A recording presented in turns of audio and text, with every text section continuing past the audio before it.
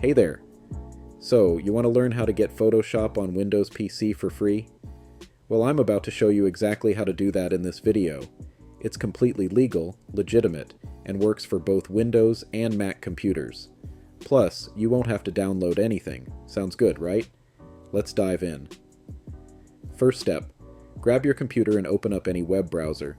For this video, I'm using Google Chrome, but any browser will do the trick. Next, go ahead and type in photop.com into your search bar. Hit enter, and it'll bring you straight to the website. You can close the big portion at the top by clicking the X, and voila, you're in.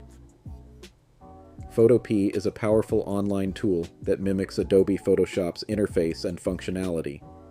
You can click Open from Computer to load any legitimate Photoshop file or other supported file types listed at the bottom. Let me show you how easy it is. I'll click New Project, and from here you can set your dimensions and other settings. You can also choose from a variety of presets. For example, I'll select YouTube cover and hit Create. And just like that, you have a blank canvas, just like in Photoshop. On the left-hand side, you'll see all the familiar tools, and along the top you have menus like File, Edit, and more. It's basically Photoshop in your browser, for free.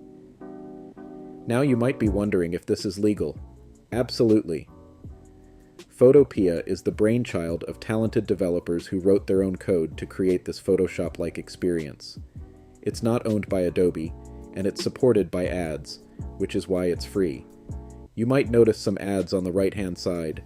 They're not too intrusive, but if they bother you, you can always use an ad blocker or even use an ad-free browser like Brave.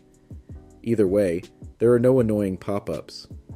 And that's how you can get a Photoshop-like experience for free on your Windows PC.